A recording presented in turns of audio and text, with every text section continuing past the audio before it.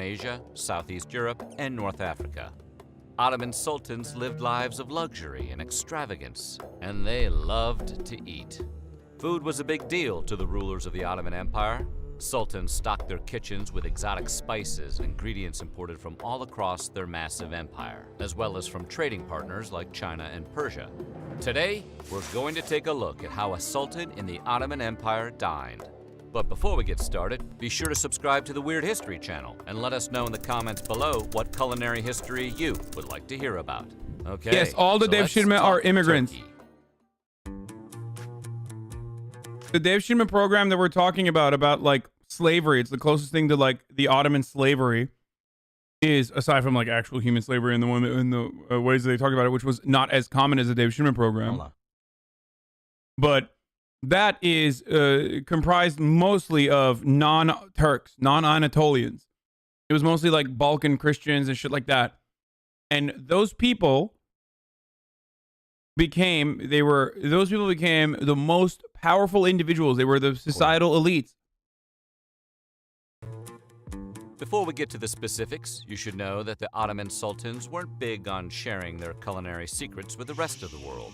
For this reason, imperial cooks were forbidden from writing down their recipes. Some of these dishes, like baklava and Turkish coffee, are still popular mainstays of Turkish cuisine, but some were lost and others have been difficult to reconstruct. Despite the Sultan's best efforts at secrecy, some of their favorite foods and beverages are now commonly known. Many can even still be found on the streets of Istanbul today, over a century after the fall of the empire. Imagine being rich enough to have your own confectionery kitchen that would make treats for you on command. The Ottoman sultans had such kitchens, and they specialized in making jams, juices, syrups, and sweets. The most famous and luxurious of which was baklava. Baklava dates back thousands of years, all the way to ancient Assyria. But it was the 15th century Ottomans who perfected the recipe. The oldest known references to the dessert came from notebooks written in the kitchen of Topkapi Palace in 1473. Over the subsequent years, baklava would evolve from a relatively simple pastry to an elaborate and time-consuming dessert made from paper-thin pastry layered with honey and nuts. It requires great skill to make, which meant the dish was expensive. That being the case, baklava was considered a wealthy person's luxury well into the 19th century. It was so ingrained that even today, Turks still use the expression, "I'm not rich enough to eat baklava every day." The fuck? Kebab goes way back. Ancient legends tell of brave Turkish warriors who would eat grilled meat off the blade of their sabers. Sultans have been known to enjoy it, including Sultan Abdulaziz, who apparently ordered takeout kebab from a well-known kebab house near his country lodge during the 19th century. Huh, and you thought drive-thru was a modern invention. Today, the most famous Turkish kebab is doner kebab, which is also known as doner kebab.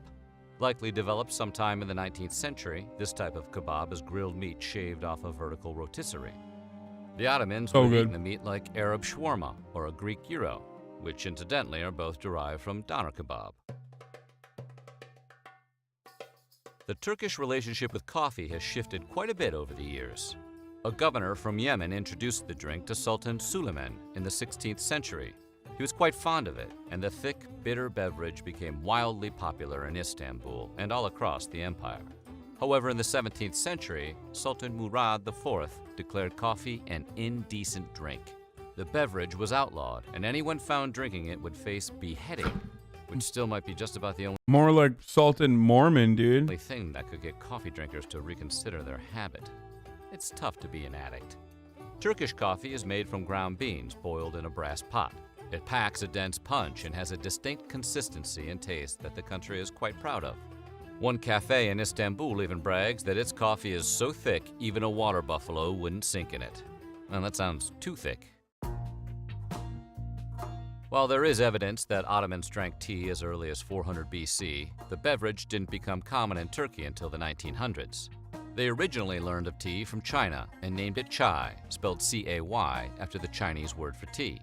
The late 19th century Ottomans tried to grow their own tea, but they picked an area of the country that wasn't well suited for it, so the crop didn't take off. However, by the early 20th century, Turkey was using imported seeds to create nurseries that thrived. Today, the country produces hundreds of thousands of tons of tea, which is their second most consumed drink after water. The Ottomans made their tea using a multi-layered pot called a samovar to boil water.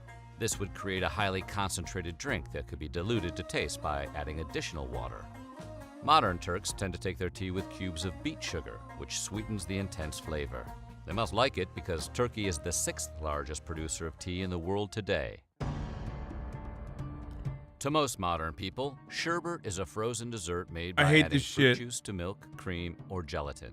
But to the Ottomans, it was a sweet, refreshing drink. I love this shit. Made from mixing crushed fruit with various flowers and herbs, Chat a bit. sherbet could be enjoyed both before and during meals. Ottoman sherbet could be made a number of ways, but at least one recipe recommended combining iced spring water with a syrup made from pear, quince, peach, apple, and apricot. In the 17th century, England started making their own from sherbet powders imported from the Ottoman Empire. Because Ottomans might mix the syrup with water, ice, or even snow, the word sherbet, which derived from a word that meant to drink, was often translated into English as syrup. That's where syrup comes from. Historians disagree on whether barak was originally created in Turkey or somewhere else in the eastern Mediterranean.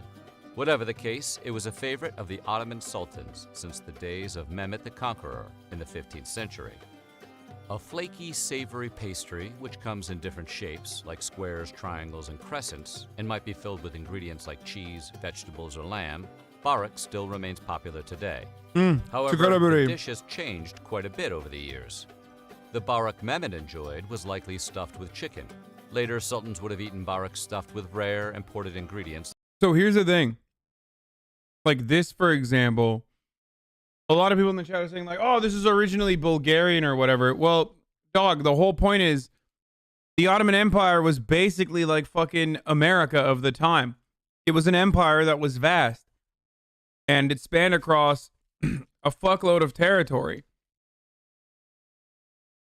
which is precisely why it was an amalgamation of so many different cuisines from this region. Börek. Like chestnuts, dried apricots, dates, and mincemeat, as was the case during the diplomatic banquet in 1649. Bulgarian here, be careful. Salep is a warm, milky drink made from ground orchids. The main ingredient in the drink was salep flour, which was made by grinding up the dried roots of wild Anatolian mountain orchids. This flour, which was believed to have the properties of an aphrodisiac, would then be mixed with rosewater, milk, and sugar to create a sweet, delicious treat, which the Ottomans absolutely loved.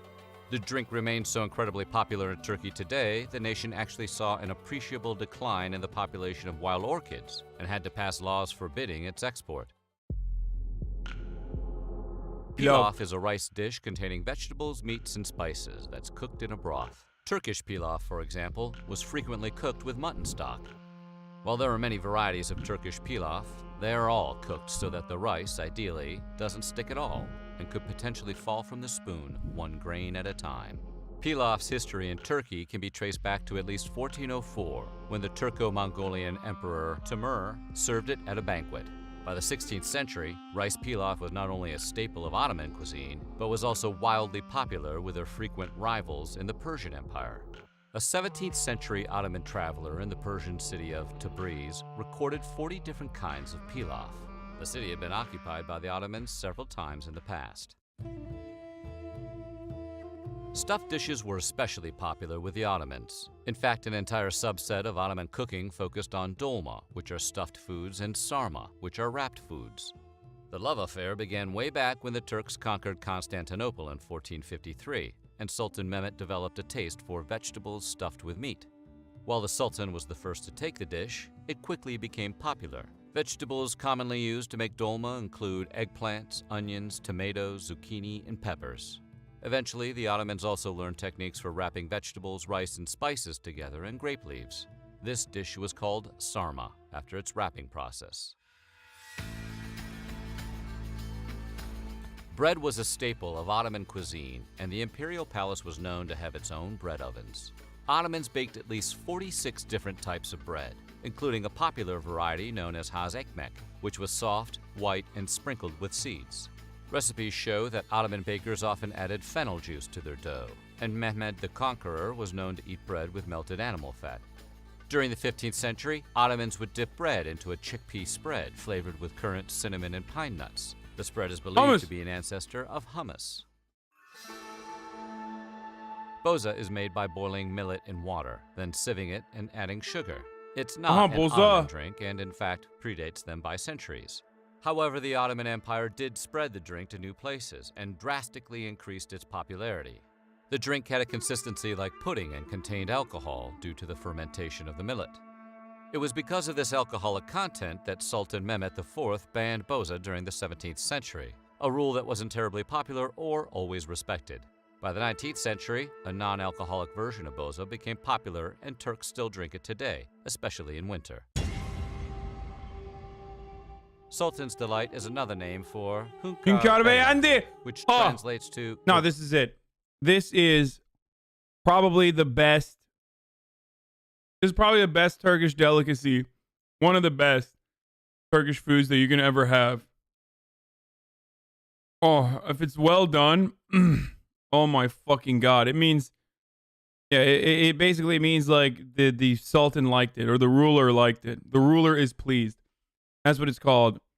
The green thing is just, it's just green pepper that you fried or I guess roasted or something. And same with the tomato.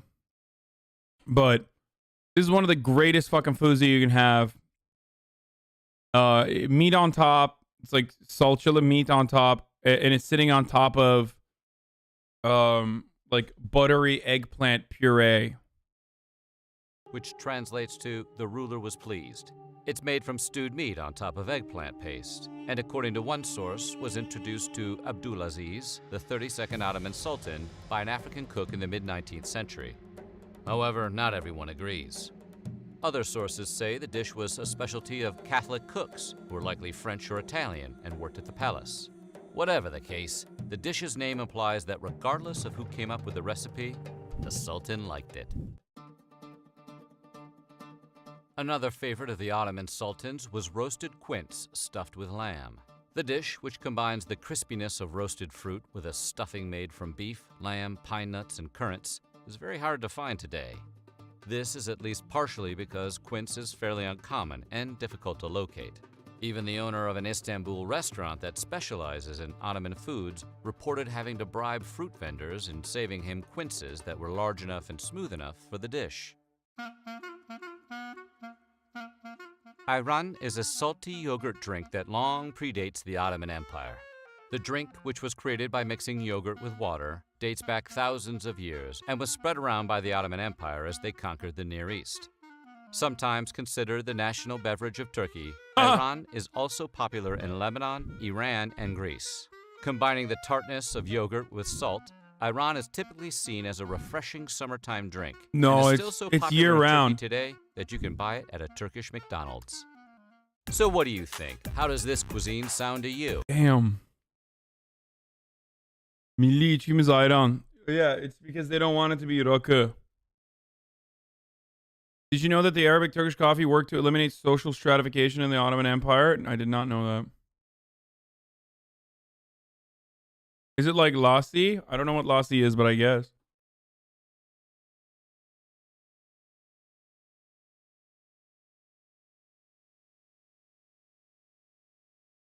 They're mad because you're not normalizing and calling out dumbass conservative talking points that have fooled this country for so long.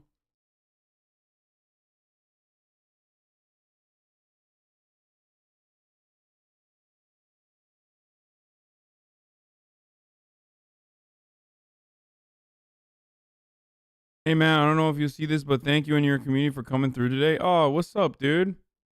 We love you, man. You're awesome. Wait, how do I fucking... Hanging out with Jacinda Ardern and everything. But, as I was saying... Do the McRib? Oh, that one sucks. Sorry, my clip link didn't work. Hasan is a vegan libertarian? What is that? Yeah. Fuck, do you think I'm more afraid of your gun than I am of him? Say that Hasan is a vegan libertarian. Hasan will never eat the don't tread on me snake because he's a vegan. All right. Libertarian. All right. Come on, do it. Come on, it's not. They're not Do what they it. were in 2010. That's Do so much worse it! now. No, God, that's not a Do libertarian. it! That's Do not a it! libertarian. Okay, it's not a libertarian. Please don't shoot me. What? That was fun. That was very fun. Please go happy. Are you okay, little man? You realize the world of shit you've got me into? What happened? You know Did that doesn't something end happen? here. You Did know the world of something shit you just got me into? happen? You know how fucked I am? Oh, did something happen? I don't understand what's going on. But I never understand what's going on with Miko's the combos, which I will be having one soon. Fewer but